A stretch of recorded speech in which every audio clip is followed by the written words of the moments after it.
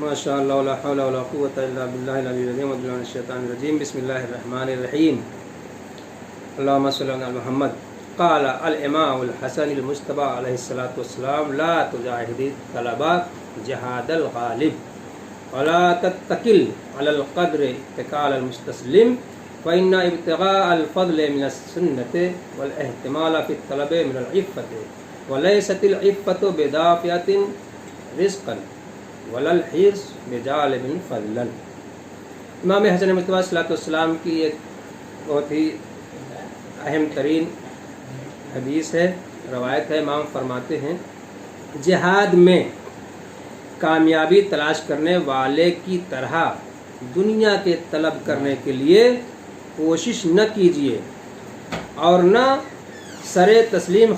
خم کر دینے والوں کی طرح اپنے مقدر پر تکیہ کر کے بھروسہ کر کے بیٹھ جائیے۔ مطلب اس کا یہ کہ نہ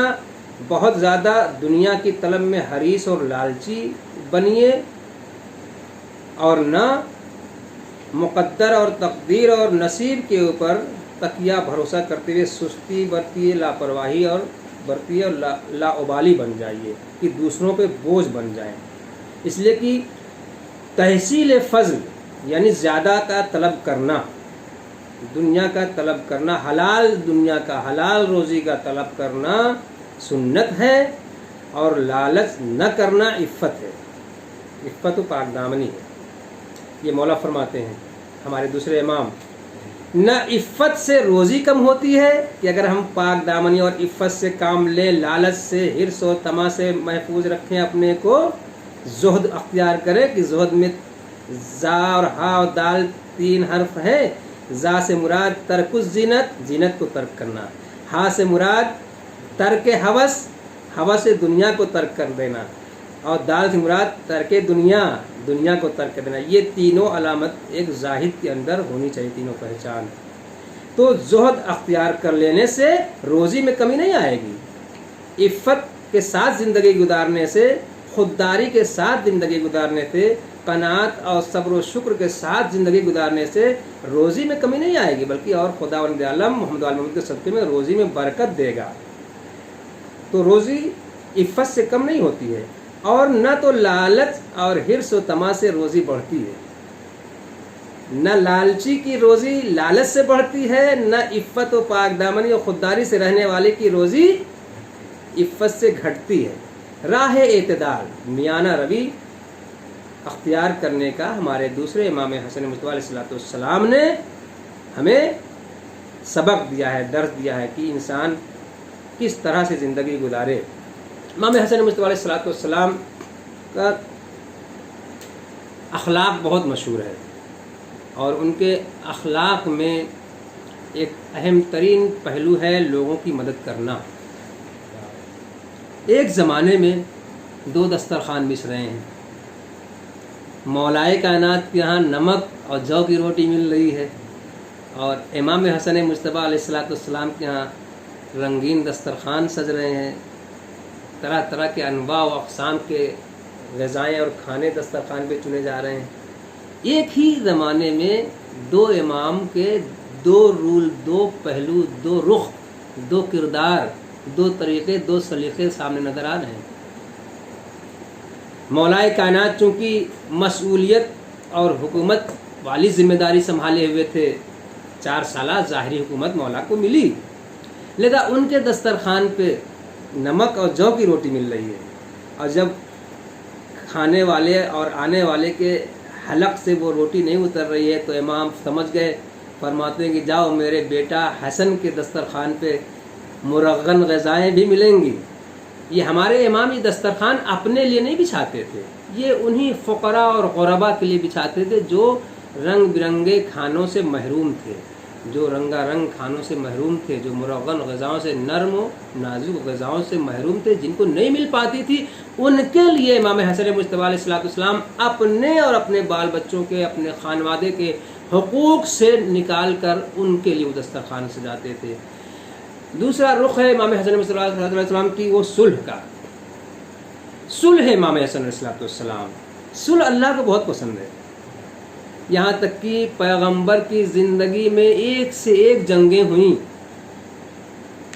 سب سے پہلی جنگ بدر اسی ماہ رمضان میں ہوئی ہے، ماہ رمضان المبارک میں جنگ بدر ہوئی ہے۔ یہ جنگ بدر بھی اسلامی اور قرآنی اور الہی نقطۂ نظر سے ابتدائی جنگ نہیں تھی بلکہ دفاعی جنگ تھی، اس لیے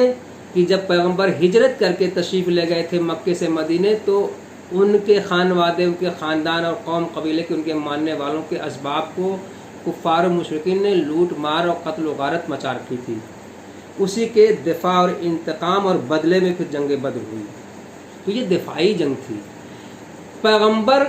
نے اتنی جنگیں لڑیں، کسی جنگ میں خداوند عالم نے فتح مبین کا لقب عطا نہیں فرمایا، ساری جنگیں فتح و کامیابی اور کامرانی سے گزر رہی تھیں، مولا کائنات کے ذریعے سے فتح ہوتی تھیں، جیتتے تھے۔ فاتح بدر و احد و خیبر و خندق نے اتنی جنگیں فتح کی، مگر خداوند عالم نے کبھی پیغمبر کو یہ نہیں فرمایا بسم اللہ الرحمن الرحیم انا فتحنا لک فتحا مبینا۔ پیغمبر کی زندگی کا اہم ترین رخ ہے جہاد والا، جس کو آج دنیا نے ایک غلط رنگ دے رکھا ہے۔ بعد پیغمبر اور بعد مولا کائنات، بعد معصومین، کچھ لوگوں نے تلوار اور ظلم و زبردستی کے ذریعے سے مسلمان بنا کر ملکوں کو فتح کرنا تو شروع کیا، کہ جن کے ذریعے سے آج دامن مسلمان پر اسلام بدور شمشیر پھیلائے جانے کا ایک دھبا پایا جاتا ہے۔ حالانکہ اسلام بدور شمشیر نہیں پھیلا، اسلام بدور کردار پھیلا ہے، محمد اور آل محمد کے کردار سے پھیلا ہے۔ حتیٰ یہ ایران میں جو آج حکومت پائی جا رہی ہے، شیعہ حکومت یا اسلامی حکومت، یہ مولا کائنات کے ذریعے سے جناب سلمان محمدی کے ذریعے سے قائم ہوئی ہے، جو وہاں آج خالص اسلامی و قرآنی اور الہی نظام چل رہا ہے، جس کے لیے خود رہبر معظم سید علی خامنئی فرماتے ہیں کہ یہ ہماری حکومت بھی یہ 100% اسلامی اور قرآنی نہیں ہے، 60-70% کہہ سکتے ہیں اسلامی اور قرآنی۔ جب ہمارے وقت کے امام معصوم انشاءاللہ تشریف لائیں گے تو وہ عادل حقیقی، وہ عدل و انصاف کی 100% اسلامی و قرآنی حکومت قائم فرمائیں گے، مگر اس کے باوجود بھی سب سے بہتر ہے۔ تو خداوند عالم جنگ و جہاد کے مقابلے میں صلح کو بہت پسند کرتا ہے۔ یہی وجہ ہے کہ ہمارے پیغمبر ائمہ معصومین علیہ السلام کبھی جنگوں میں پہلے حملہ نہیں کرتے تھے، سامنے آنے والے ظالم اور مد مقابل کو پہلے اسلام اور ایمان کا پیغام دیتے تھے، محبت کا، امنیت کا پیغام دیتے تھے۔ اگر اس محبت کے، امنیت کے پیغام کو قبول فرما لیتا تھا تو فوراً جو ہے نیام میں تلوار چلی جاتی تھی، لیکن اگر قبول نہیں کرتا تھا اور ظلم پر اور مقابلے پر آمادہ رہتا تھا تو اس وقت بھی مولا کائنات پہلے وار نہیں کرتے تھے، پہلے حملہ نہیں فرماتے تھے، پہلے سامنے والے کو مد مقابل کو حملے کا موقع دیتے تھے۔ پہلا دوسرا جب وہ حملہ کر لیتا تھا تب مولا کائنات حملہ کرتے تھے، اور جب بھاگنے لگتا تھا، سرنڈر ہو جاتا تھا تو پیچھا بھی نہیں کرتے تھے، مگر ایک جنگ میں صرف کیا ہے، مصلحت تھی اس میں۔ مگر اے کاش دنیا نے، اہل دنیا نے، کفار و مشرکین نے، دنیا نے اگر ہمارے پیغمبر اور محمد و آل محمد اور مولا کائنات کی جنگ کو دیکھا ہوتا تو اسلام بدور شمشیر کا دھبا نہ لگاتے، اس لیے کہ جب پہلا حملہ بھی نہیں کر رہے ہیں مقابلے میں آنے والے کے اوپر تو کہاں سے بھاگنے والے کا پیچھا بھی نہیں کر رہے تو کہاں سے اسلام بدور۔ تو اللہ نے جنگ و جہاد کے باوجود، فتح و کامیابی کا چہرہ بدھ جانے کے باوجود بھی کبھی فتح مبین کا لقب نہیں دیا، مگر جب صلح حدیبیہ ہوئی، کفار و مشرکین سے پیغمبر نے صلح حدیبیہ فرمائی تو خداوند عالم اعلان فرما رہا ہے بسم اللہ الرحمن الرحیم انا فتحنا لک فتحا مبینا، اے پیغمبر ہم نے آپ کو فتح مبین عطا فرمائی، یعنی کھلی ہوئی فتح۔ مبین کا معنی ہوتا ہے کھلی، واضح اور آشکار فتح۔ تو اس کا مطلب یہ ہے کہ خدا اور خدا والے، اللہ اور اللہ والے جنگ و جہاد کو اتنا پسند نہیں کرتے ہیں، حتیٰ ظالم کے مقابلے میں بھی جتنا صلح و مصالحت کو اور محبت کو پسند کرتے ہیں، کہ جس کی وجہ سے خداوند عالم نے فتح مبین کا لقب دیا۔ تو اسی پیغمبر کے اور اسی علی کے فرزند امام حسن مجتبیٰ، آج جب معاویہ ملعون، خدا کی بے شمار لعنت ہو، کائنات کے ذرے ذرے کی لعنت ہو اس پر بھی اور اس کی اولادوں پر بھی اور اس کے ماننے والوں پر بھی اور اس کے ظلم پر خاموش رہنے والوں پر بھی، دفاع کرنے والوں پر بھی بے شمار لعنت ہو، جب اس نے صلح کی پیشکش کی اور صلح پیش کیا تو جو ہے امام حسن مصطفیٰ علیہ السلام نے صلح کو قبول تو کیا، اور اتنا دب کر اس نے صلح کی، امام حسن مجتبی کو ظاہراً وہ شکست دے چکا تھا، چونکہ ان کا ہی سپہ سالار جا کے معاویہ سے مل گیا، اور نتیجے میں ہمارے امام حسن مجتبی علیہ السلام کی جو خلق عظیم پر فائد رہنے والے تھے اور والے ہیں، کہ جن کے اخلاق کو اخلاق محمد سے تعبیر کیا جاتا ہے، اس خلق عظیم پر فائد رہنے والے پیغمبر کی جنہوں نے اپنے لیے فرمایا کہ بسم اللہ الرحمن الرحیم بعثت لأتمم مکارم الاخلاق، صحیفہ سجادیہ صحیفہ کاملہ جس کا تیسرا نام دبور آل محمد بھی ہے، اس میں ایک دعا ہے، دعائے مکارم اخلاق، جسے چوتھے امام نے پڑھی ہے، کہ جس میں بہت عجیب عجیب جملے ہیں، بہت ہی بامعنی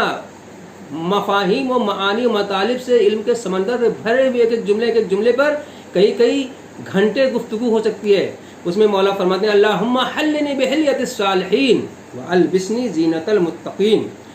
اللہم بلغ ایمانی اکمل الایمان واجعل الیقین افضل الیقین وانتہی بنیتی الی احسن النیات، اللہم حلنی بحلیت الصالحین والبسنی زینت المتقین، پالنے والے ہمیں متقین کا زیور عطا فرما، ہمیں متقین کا لباس عطا فرما، ہمیں صالحین کا لباس عطا فرما۔ امام حسن مصطفیٰ علیہ السلام نے بھی جو صلح فرمائی وہ اخلاق کو پیش نظر رکھتے ہوئے، چونکہ ایک انسان ظاہری صحیح جب صلح کی پیشکش کر رہا ہے تو اخلاق پیغمبر کا تقاضا یہ ہے کہ فرزند پیغمبر اسے قبول فرمائے، اگرچہ وہ دب کر صلح کر رہا ہے۔ تنہا ترین سردار ہمارے امام کو لکھنا پڑا، چاہنے والے جا کے مل گئے، مگر اس کے باوجود بھی امام نے دب کر صلح نہیں کی، اس نے دب کر صلح کی، یہاں تک کہ سادہ کاغذ امام کے پاس بھیج دیا اور کہتا ہے کہ آپ کے جو شرائط ہوں آپ شرائط خود لکھیے تاکہ صلح ہو جائے۔ تو صلح اللہ کو بہت پسند ہے اور اخلاق اللہ کو بہت پسند ہے، یہی وجہ ہے کہ کم علمی کو سماج، سوسائٹی، معاشرہ اور اللہ والے برداشت کر لیتے ہیں، مگر بد اخلاقی کو برداشت نہیں کر پاتے۔ اس لیے پھر ایک بار ایک پیغام اور ایک میسج دینے کی کوشش ناچیز کی طرف سے ہو رہی ہے کہ ہمارے گروپ اور ہمارے جماعت کو بطور خاص علم کے ساتھ ساتھ علم اور اخلاق بہت ضروری اپنانے کی کوشش کرنی چاہیے، تاکہ اگر علم تو کم رہے گا ہی، علم پورا مکمل کسی کو نہیں حاصل ہو پائے گا، لیکن اگر ایک حرف کا علم حاصل ہو گیا اور اس پہ عمل کیا تو قرآن کی اس آیت کے مطابق جس میں خدا نے ارشاد فرمایا اتقوا اللہ ویعلمکم اللہ، تقوی پرہیزگاری اختیار کرو، کہ تقوی کی تعریف جو ہے جناب سلمان کی نظر میں کچھ اور ہے اور مولا کائنات کی نظر میں کچھ اور ہے، انشاءاللہ موقع ملا تو پھر کبھی بیان کیا جائے گا۔ خدا فرماتا ہے کہ میں تمہارا استاد و معلم بن جاؤں گا، یعلمکم اللہ، تقوی اختیار کرنے والے متقی کا خدا استاد بن جاتا ہے، معلم بن جاتا ہے، تعلیم دیتا ہے، تعلیم دے گا، علم بانٹ رہا ہے، علم بانٹے گا۔ جس کا خدا معلم اور استاد بن جائے اسے کون جو ہے علمی میدان میں شکست دے سکتا ہے؟ مگر شرط یہ ہے کہ کم علم آدمی اپنے علم کو بڑھا سکتا ہے عمل کر کر کے، لیکن اگر بے عمل ہے تو جو بہت ساری کتابوں کا علم بھی لے کر آیا ہوگا تو وہ علم محو ہو سکتا ہے، ختم ہو سکتا ہے، بے فائدہ ہو سکتا ہے۔ یہی وجہ ہے کہ ہمیں علم کے ساتھ ساتھ علم اور تقوی پرہیزگاری اخلاق بہت ضروری اپنانے کی کوشش کرنا چاہیے، تاکہ سماج، سوسائٹی، معاشرے میں کچھ کام کر سکیں اپنے علم اور اخلاق سے پیش نظر رکھتے ہوئے۔ متقین کے لیے مولا کائنات نے 2-4 منٹ میں اس چیز کو بیان کر دیں کہ متقین کے صفات کے سلسلے میں مولا کائنات نے نہج البلاغہ میں ایک پورا خطبہ ارشاد فرمایا ہے، جس کا دوسرا نام خطبہ حمام ہے۔ خطبہ متقین کا دوسرا نام خطبہ حمام ہے۔ ایک چاہنے والے نے مولا سے متقین کے صفات بیان کرنے کی بہت جب وہ کی صحیح کوشش کی، اصرار کیا، ضد کی، مولا بیان نہیں فرمانا چاہ رہے تھے، جانتے تھے مولا، انہیں علم حاصل تھا اس بات کا کہ یہ برداشت نہیں کر پائے گا، کوالٹی والا تھا، معرفت والا تھا، نہیں برداشت کر پایا، مگر جب مولا نے بیان فرمانا شروع کیا تو سنتے سنتے سنتے جب آخر میں مولا آخری جملے پہ پہنچے صفات متقین بیان کرتے کرتے تو وہ دھڑ سے گرا اور بے ہوش ہوا اور دنیا سے رخصت ہو گیا۔ یہ ہے متقین کی پہچان، متقین کے صفات۔ وہ متقین کے صفات جو ہمارے چوتھے امام نے صحیفہ سجادیہ میں بیان فرمائے ہیں مکارم اخلاق کی دعا کے ذیل میں، اس میں تقریباً جو ہے ہمارے علماء نے تشریحات میں تقریباً 21 صفات 21 پہچان متقین کی بتائی ہے. جلدی سے ہم پڑھ دے رہے ہیں. متقین کا شیوا یہ ہے کہ عدل کو رواج دیں، غصے کو برداشت کریں، بھڑکتی آگ کو بجھانے کی کوشش کریں، افتراق میں اتحاد پیدا کرائیں، لوگوں کے معاملات کی اصلاح کرائیں، نیکیوں کو عام کریں اور برائیوں پر پردے ڈالیں، مزاج کو نرم رکھیں، تواضع و انکساری کا مظاہرہ کریں، سکون اور وقار کو برقرار رکھیں، اخلاق کو پاکیزہ رکھیں، فضائل کی طرف تیز قدم بڑھائیں، فضل و کرم کو مقدم رکھیں، غلطیوں پر بیجا سرزنش نہ کریں، نااہل کے ساتھ اچھا برتاؤ نہ کریں، حرف حق کسی قدر مشکل کیوں نہ ہو اسے اختیار کریں، خیر کتنا ہی زیادہ کیوں نہ کریں مگر اسے کم سمجھیں، شر کم بھی ہو تو اسے زیادہ تصور کریں، اطاعت پروردگار کو دوام عطا کریں اور جماعت حق کے ساتھ رہیں، اہل بدعت اور خودرائی کرنے والوں سے کنارہ کش رہیں. پھر مولا نے اخلاق حسن کا جوہر فرمایا ہے کہ یہی تقویٰ ہے جو بغیر الہام پروردگار کے حاصل نہیں ہو سکتا ہے، لہذا اس کے الہام کی دعا کرنا عالم حسن طلب کا سب سے اہم موضوع ہے. اسلامی تعلیمات میں تقوی کے حسب ذیل فوائد کا تذکرہ کیا گیا ہے. تقوی دلیل عزم مستحکم ہے، سورہ آل عمران کی 186 آیت. تقوی باعث حفاظت و حراست ہے، سورہ آل عمران کی 120ویں آیت. تقوی سبب نصرت الہی ہے، سورہ نحل کی 128ویں آیت. تقوی باعث محبت الہی ہے، سورہ توبہ کی 7ویں آیت. تقوی وسیلہ قبولیت اعمال ہے، سورہ مائدہ کی 27ویں آیت. تقوی وسیلہ نجات، مشکلات سے نجات کا وسیلہ ہے، سورہ طلاق کی 2 اور 3 آیت. تقوی باعث صلاح عمل ہے، سورہ احزاب کی 70ویں 71ویں آیت. تقوی باعث مغفرت گناہ ہے، سورہ آل عمران کی 31ویں آیت. تقوی بنیاد عزت و اکرام ہے، سورہ حجرات کی 13ویں آیت. تقوی وسیلہ بشارت وقت موت ہے، سورہ یونس کی 63ویں آیت. تقوی ذریعہ نجات از جہنم ہے، سورہ مریم کی 72ویں آیت. تقوی وسیلہ خلد و جنت ہے، سورہ آل عمران کی 133ویں آیت. لذا تقوی کی بہت ضرورت ہے، تقوی بہت اہم چیز ہے. تقوی کی تعریف مولا کائنات نے بیان فرمایا ہے جو ہم سب اسے اپنا سکتے ہیں اور متقی بن سکتے ہیں کہ حرام کاموں سے بچا جائے اور واجبات کا پابند ہو جایا جائے. یہی تقوی ہے اور اس طرح کی زندگی گزارنے والے کو متقی فرماتے ہیں، متقی کہتے ہیں. مولا فرماتے ہیں کہ تقوی کی مثال ایسی ہے کہ جیسے کائی بھرے راستوں سے، برسات اور بارش کے موسم میں گاؤں دیہات میں کائی جم جاتی ہے، زمین کچی رہتی ہے تو کائی جم جاتی ہے. کائی بھرے راستوں سے بچ کر اور پھسل کر گرنے سے اپنے کو بچا کر گزر جانے کا نام تقوی ہے. جناب سلمان نے بہت سخت تعریف کر دی تھی، فرمایا کہ خاردار جھاڑیوں کے درمیان سے ریشمی لباس کر بس بچا کے گزر جانے کا نام تقوی ہے جو بہت سخت ہے. مولا نے بیان فرمایا کہ سلمان نے جو تعریف کی ہے وہ ہم آل محمد کا معیار تقوی ہے. محمد آل محمد اور انبیاء اولیاء اس معیار تقوی پر اتر سکتے ہیں، اس مرتبے تک پہنچ سکتے ہیں، عام انسان نہیں پہنچ سکتا. میں نے جو تعریف کی ہے اس معیار پر، اس مرتبے تک عام انسان بھی پہنچ سکتا ہے بشرطے کی کوشش کرے. خداوند عالم سے دعا ہے اس تاریخ ولادت کا، اس شب سعادت کا، اس شب ولادت کا کہ جس میں ہمارے دوسرے امام حسن مصطفیٰ علیہ السلام کی ولادت باسعادت ہوئی ہے، جو خلق عظیم پر فائز رہنے والے خلق عظیم کے مجسمے تھے. خداوند عالم سے دعا ہے ان کے طفیل میں اور تمام انبیاء اولیاء کے صدقے میں، معصومین کے صدقے میں، اہل بیت اطہار کے صدقے میں، شہداء کربلا، سیران کربلا، یتیمان کربلا کے صدقے میں، امام علیہ السلام کے صدقے میں ہم سب کو تقوی اور پرہیزگاری اور اچھے اخلاق کے ساتھ اور محمد و آل محمد کی تعلیمات اور اخلاق حسنہ کے ساتھ زندگی گزارنے کی توفیق عطا فرمائے اور زندگی کی آخری سانس ایمان و اسلام محبت اہل بیت اطہار کے ساتھ نکلے. ہماری زندگی کی آخری سانس جو ہے محبت اہل بیت اطہار، واجبات کی پابندی کے ساتھ، تمام حقوق العبادت، حقوق الناس اور حقوق اللہ کی رعایت اور ادائیگی کے ساتھ، حرام کاموں سے بچنے کے ساتھ ساتھ، توبہ اور استغفار مغفرت کے ساتھ ساتھ. اللہم اجعل عاقبۃ امورنا خیرا، اللہم اجعل محیایا محیا محمد و آل محمد و مماتی ممات محمد و آل محمد. وآخر دعوانا الحمدللہ رب العالمین.